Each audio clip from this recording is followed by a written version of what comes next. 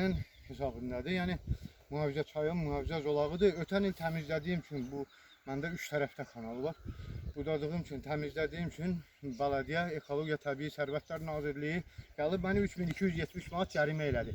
2 nəfər əkirik, zabit ailəsiyəm. 2 zabit anasıdır. Bir dəfə də olsun mənə burada dəstək olunmayıb. Mənim yaşadığım ərazidə bir nəfər də əkin əkmir. Yalan danışırlar. Necə lazımdır ki, güya əkin əkilir. Əkin əkilmir. Bax, bunun qarşısını almaq üçün də bax, bu problemləri yaradırlar. İndi belediyəyə deyirəm, gəl təmizlə, təmizləməlisən. Mənə deyir ki, mən istəməyincə səni heç kim cərimə eləməyəcək. Bu sözün ardında nələr var? Bu kanalın iki tərəfini təmizləməli oluram. 100 metrə bu tərəfdə, 100 metre o tarafta, 200 metre. Bunu təmizləmək üçün mən əkinçiyəm, mən əkin əkməliyəm də, əkinlə məşğul olmalıyam da. Mən buna nə qədər vaxt sərf eləməliyəm? Mənim buna pul param yoxdur ki, fəhlə işlədim öz sahamda, özüm elə fəhləyəm də. Bu nə cəhənnəmdir çəkdirir bizə? Ay cənab icra başçısı Talih Qaraşov, millət vəkili Cavanşir Paşazadə, siz nə üçün bu vəzifələri daşıyırsınız? Vətəndaşa əgər cəhənnəm çəkdirirlərsə, əgər belediyə açıl reket deyir, mənə hədələyir, deyir ki, eləməzsən səni başqa cürə məhkəməyə verərəm, başqa yolla eləyərəm, yenə də cərimə eləyərəm. Səsivi kəs, heç kim əkin əkməyəcək sahada, ərazidə, əkin ərazisində. Bu kişilikdirmi? Hala mən hər il hər ildə 2 dəfə, 3 dəfə əraziləri təmizləyirəm. Baxın, bu kanalın su kanalının ətrafıdır da. Mərkəzi su kanalıdır. Baxın, buna yaxınlaşmaq olurmu?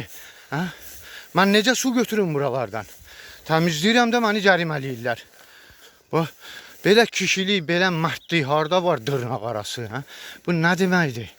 Baxın, bu kanalın bu tərəfdən də 100 metrədən çoxdur. Deməli, mən bir dəfəyə ən azından 600 metr yeri təmizləməliyəm. Onun 100 metre yerini təmizləmək üçün elə fəhlə 100 manat pul alır.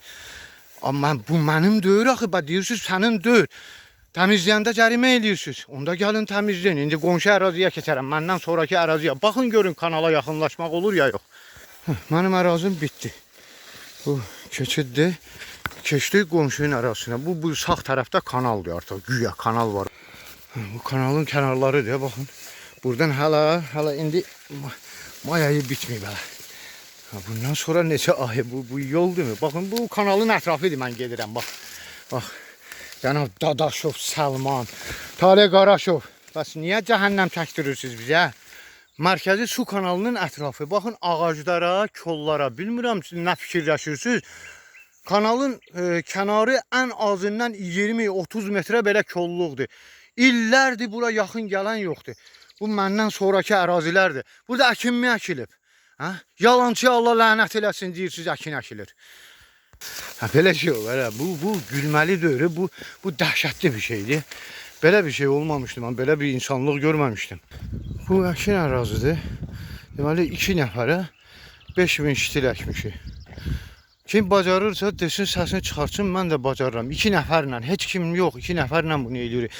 İndi yaxşı mən o qədər vaxtı ora sərf eləyirəmsə, o təmizliyə sonra da hələ üstəlik bürkü vurur, bu əkinin məhv olur. Darmadağın olur bu əkinçi bunu anlayır, bunu əla anlayır. Necə bu bir günün içində, bir neçə saatın içində bürkü vurub darmadağın eləyə bilər. Belediyə Salman 2 dəfə mənim ərazimi su ilə batırıb, 2 dəfə. Əlbəttə deyərəm Allahın lənəti üzərindən heç vaxt əski olmasın, heç vaxt. Mənim çörəyimə bais olan Allahın lənətinə gələsən.